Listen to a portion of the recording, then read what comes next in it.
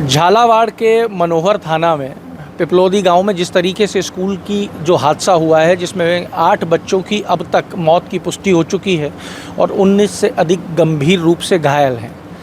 इस हादसे के बाद से पूरा राजस्थान का जो शिक्षा विभाग है उसके अंदर एक ज़बरदस्त हड़कंप मच गया है। जैसे ही मीडिया के अंदर ये रिपोर्ट्स आना शुरू हुई कि स्कूल की जर्जर हालत थी और छत गिर गई, उसके बाद में राजस्थान में जितने भी स्कूल थे उन सब स्कूलों में एक अलर्ट जारी कर दिया गया।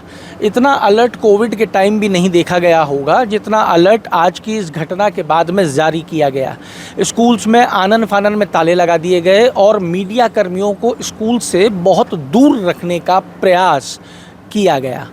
आपको बता दें कि ये जो स्कूल्स हैं, शिक्षा मंत्री का एक बयान आया है जिसमें शिक्षा मंत्री ने ये कहा है कि राजस्थान के अंदर हज़ारों की संख्या में जर्जर स्कूल हैं जिनकी मरम्मत की आवश्यकता है।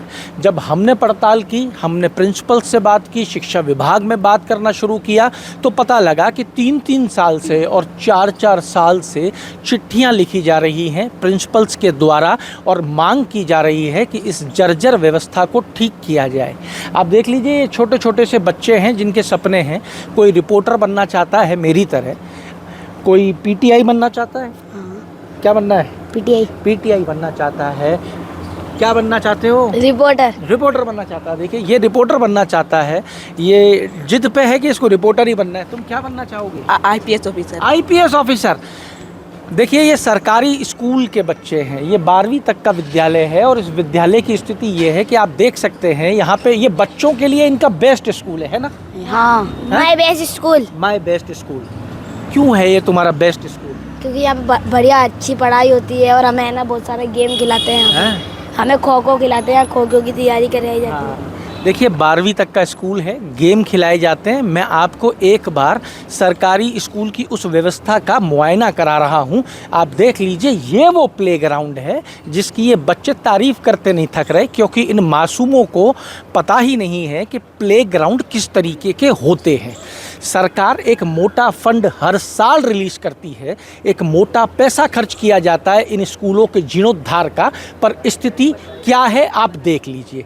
आपको दिखाते हैं कि आप के बच्चे शायद प्राइवेट स्कूलों में पढ़ते होंगे। ये बच्चे जो इन सरकारी स्कूलों में पढ़ने के लिए आते हैं, इनके लिए पानी की टंकी ऐसी होती है। इसकी हालत आप देख लीजिए, नलों की टूटियाँ देख लीजिए, यहाँ है ही नहीं। और जहाँ पे पानी की व्यवस्था की हुई है वो जगह भी आपको दिखाऊंगा, जिससे आप अंदाज़ा लगा पाएंगे कि ये छोटे छोटे कल के हमारे भविष्य जो हैं वो हर उस चीज़ में खुशी ढूंढ रहे हैं जो इनको उपलब्ध है। क्यों आ रहे हैं ये सरकारी स्कूलों में? केवल और केवल शिक्षा पाने के लिए। इनको पढ़ना है और आगे बढ़ना है, क्योंकि इनके पास शिक्षा के अलावा और कोई माध्यम नहीं है जो इनके जीवन में बदलाव ला सके। पर स्थिति क्या है आप देख लीजिए। समसा का करोड़ों रुपए का बजट है। समसा की तरफ से मुझे एक अधिकारी ने बताया, समसा की तरफ से चेकिंग के लिए लोग जाते हैं। वो लोग स्कूलों में जाते हैं और चेक करते हैं कि स्कूल की स्थिति क्या है, जर्जर तो नहीं है।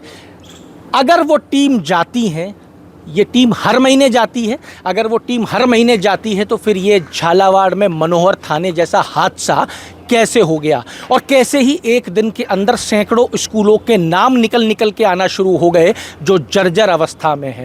राजनीति शुरू हो चुकी है। शिक्षा मंत्री के बयान के बाद, मुख्यमंत्री के ट्वीट के बाद, विपक्षी दल जो है राजस्थान का सबसे बड़ा कांग्रेस, उसके प्रदेश अध्यक्ष ने तो यहाँ तक कह दिया कि ये हादसा नहीं हत्या है। पर सवाल राजस्थान में सब पे खड़ा होता है कि जब उनकी सरकार थी तो क्या वो लोग इन चीज़ों से वाकिफ़ नहीं थे? क्या स्कूलों की जर्जर अवस्था सिर्फ़ और सिर्फ इसी 1-1.25 साल में हुई है, या ये स्कूलों की बदहाली पिछले कई सालों से चली आ रही है और वो टीचर प्रिंसिपल चिट्ठियाँ लिख के थक गए हैं पर सुनने वाला कोई नहीं है? ये सवाल दोनों ही तरफ खड़ा हो रहा है कि सरकार का ध्यान इनकी तरफ क्यों नहीं जाता है? क्यों ये सरकार की तरफ सरकार इनके लिए कुछ नहीं सोच सकती है?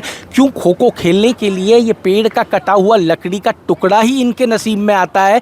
क्यों यहाँ पे एक पोल नहीं हो सकता क्यों यहाँ पे ये ग्राउंड एक जैसा नहीं हो सकता? ये ग्राउंड भी नहीं है, ये एक ज़मीन है जो शायद इन मकानों के हिस्से से छूट गई है, जिसको इन बच्चों के लिए ग्राउंड के रूप में इस्तेमाल किया जा रहा है। ये स्थिति राजधानी की आपको दिखा रहा हूँ। विधानसभा कौन सी है छोड़ दीजिए, हम राजनीति नहीं करना चाहते आज, और ना राजनीति करवाना चाहते हैं। पर आप ये देखिए कि राजधानी के जब विद्यालयों का, ये वो विद्यालय है जिसकी स्थिति अच्छी है, पेंट हो रखा है, कमरे आप देख लीजिए, 12वीं तक का स्कूल है। मेरे ख्याल में 3 ऊपर हैं, 3 नीचे होंगे, 6 और 6 इस तरफ हैं, सिर्फ 12 ही कमरे हैं। सरकारी स्कूलों की आप स्थिति देख लीजिए और कितनी सी जगह के अंदर ये स्कूल चल रहा है, ये भी आप अंदाज़ा लगा लीजिए। राजधानी की जब ये स्थिति है तो, और जब हम निकलते हैं राजधानी से बाहर, तो हालात बद से बदतर होते चले जाते हैं, क्योंकि सुनवाई करने वाला कोई नहीं है। क्यों नहीं है? क्योंकि इनके पास में सिर्फ और सिर्फ सपने हैं, पैसा नहीं है कि ये अच्छे विद्यालयों में जाके पढ़ सके। कभी मन नहीं होता बड़े किसी अच्छे स्कूल में जाके पढ़ें? क्या?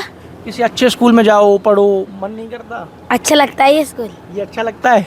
इसमें क्या क्या सुविधा मिलती है? यहाँ पे है ना, हमें खिलाया जाता है, पढ़ाया जाता है, और है ना कि यहाँ पे खाना भी बढ़िया आता है। हम रोज खाते बढ़िया आता है, मज़ा आता है खाना खाने में। तो टिफिन विफिन नहीं लाते हो घर से? लाते हैं, और अगर नहीं ला पाते तो यहाँ का खा लेते हम। अच्छा, हाँ। तो टिफिन भी लाते हो और यहाँ का भी खाते हो? है, कभी कभी अगर नहीं ला पाते तो यहाँ का खाते हम। यहाँ का खाते हैं। हाँ। तो मज़ा आता है कुल मिला के पढ़ने में।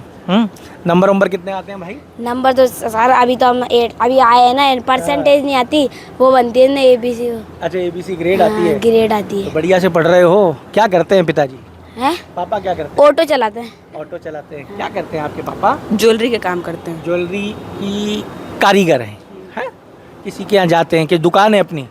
किसी के वहाँ जाते किसी के हैं। वहाँ जाके काम करते हैं। तुम्हारे हीरो पापा क्या करते हैं? ठेला लगाते हैं। कहाँ, किस चीज़ का? खाने का। क्या बनाते हैं? रोटी सब्जी है? तो स्वाद बनाते हैं कि नहीं? बनाते हैं ना। अच्छी, हाँ। बढ़िया, मसालेदार। हाँ। है, मज़ा आ जाए खाने में। हाँ। आप देख सकते हैं, आपको मैं वो सच्चाई दिखाना चाह रहा हूँ कि ये वो है जिनकी आंखों में सपने हैं। उम्मीद है कि सुविधा दो मत दो। आपने खाली जगह दे दी, इनने मैदान बना लिया। आपने 4 कमरे दे दिए, इनने उसको विद्यालय बना दिया। आपने उन 4 कमरों में टीचर उपलब्ध करा दिए, इन्होंने माय बेस्ट स्कूल कहना शुरू कर दिया, उस पर निबंध लिखना शुरू कर दिया। ना किताबें हैं, ना बस्ते हैं, ना कोई और व्यवस्थाओं की इनको चिंता है। पीने का पानी की ज़रूरत होगी तो घर से ही ले आएंगे, हैं? पर स्कूल बढ़िया है, हाँ कि ना? स्कूल बढ़िया है। स्कूल बढ़िया है।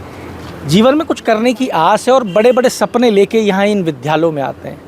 माँ बाप भी इस आस में भेजते हैं कि जो गलती जीवन में मुझसे हो गई वो मेरे बच्चे ना करें, मेरे बच्चे जीवन में बहुत अच्छा करें। कोई भी माँ बाप अपने बच्चों को इस जर्जर व्यवस्था के हवाले यूं ही नहीं कर देता, कोई मजबूरी रहती होगी जब ही इस व्यवस्था के हवाले करता है जहाँ पे बच्चों की जान तक पे बनाए। राजस्थान के हज़ारों स्कूल शिक्षा मंत्री मान चुके हैं। आपको और बहुत चौंकाने वाली चीज़ बताते हैं कि समसा के अंदर एक टीम लगी हुई है, वो टेक्निकल लोगों की टीम है जो भवन जो हैं उनकी जांच करती है। अब वो भवन की जांच की जो टीम है, आप जान के चौंक जाएंगे कि वो सारी की सारी जो टीम है वो जल विभाग की टीम है, जो एग्रीकल्चर विभाग की टीम है, जो पेड़ पौधों के JN हैं उनकी टीम लगी हुई है समसा के अंदर। जबकि एक भवन निर्माण की जांच, एक भवन की जांच के लिए आवश्यकता पड़ती है सिविल इंजीनियर्स की, वो नहीं है। जांच करने वाले कौन हैं आप अंदाज़ा लगा लीजिए। एक रिपोर्ट ये कहती है कि झालावाड़ का जो स्कूल गिर गया वो जर्जर अवस्था की लिस्ट में नहीं था। जो टीम जांच करके आई उसने ये देखा और रिपोर्ट दी कि वो जर्जर अवस्था में विद्यालय नहीं था। अब आप अंदाज़ा लगाइए कि अगर वो विद्यालय जर्जर अवस्था में नहीं था तो वो विद्यालय गिर कैसे गया, वो विद्यालय में 8 बच्चों की जान कैसे चली गई। और भी राजस्थान में आज खबरें निकली हैं, नागौर में भी प्लास्टर गिरा है स्कूल की छत का। जयपुर के अंदर भी सैकड़ों स्कूल हैं जिनके ऊपर तुरंत प्रभाव से एक्शन ले लिया गया। हालांकि आज ये हादसा होने के बाद मुख्यमंत्री ने आपातकाल बैठक बुला ली है।